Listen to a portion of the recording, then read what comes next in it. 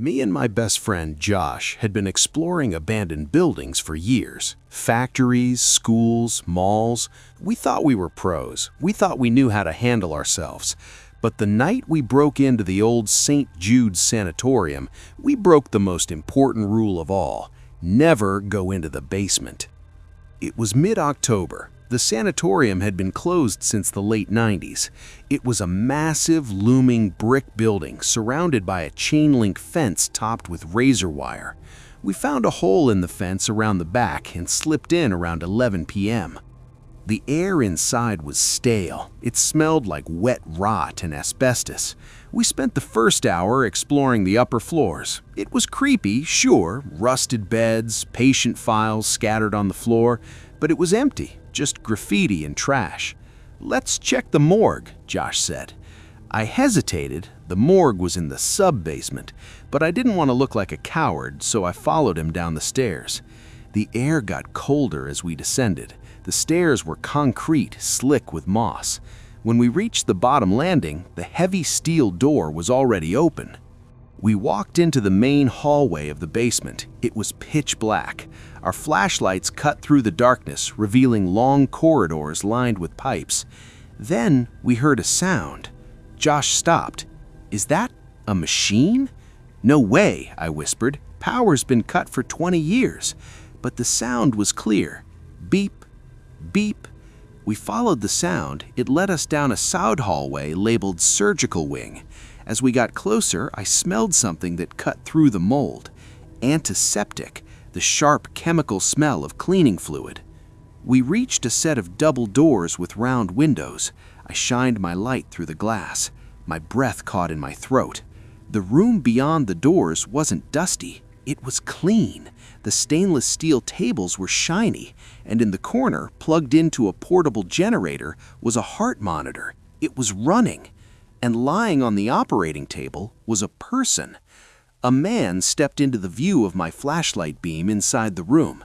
He was wearing a surgical gown, but it was dirty, stained yellow. He was wearing a mask. He picked up a scalpel from a tray. He wasn't a ghost. He was real. Josh gasped. The man's head snapped toward the door. He looked right at us through the window. His eyes were wide, bloodshot, and frantic. "Patient is not ready," he screamed. His voice echoed violently in the hallway. He grabbed the handle of the double doors and threw them open. "Run!" I yelled. We turned and sprinted back the way we came. Behind us, I heard heavy footsteps slapping against the wet concrete. "Come back!" the man shrieked. "We have to finish the procedure!" We hit the stairs. I scrambled up on all fours, slipping on the moss. Josh was right behind me. I heard the man reach the bottom of the stairs. He didn't slow down. He was growling like an animal. We reached the ground floor and sprinted for the hole in the fence. I didn't look back until we were outside, halfway across the field. I stopped and shined my light back at the building. Standing in the broken window of the first floor watching us was the surgeon. He was holding the scalpel up to the glass. He tapped it against the pane. Tap, tap, tap.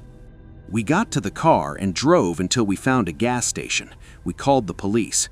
At first, the cops thought we were just kids making up stories, but because we mentioned the generator and the body, they sent a squad car. Here is what they found. The man in the gown was a former medical student who had dropped out due to a psychotic break 10 years ago. He'd been living in the basement of the abandoned hospital for 3 months. The patient on the table? It was a mannequin, a plastic CPR dummy. But the scary part wasn't the dummy. It was what they found in the refrigerator in the corner of the room. It was full of biological waste, parts, animal parts mostly, but some didn't look like animals. The police told us that if we had gone into that room, if we had been caught, he was looking for a real patient to practice on. The mannequin was just a placeholder. He was waiting for a donor. I don't do urban exploration anymore. I stick to the sidewalks, and I never, ever go into basements.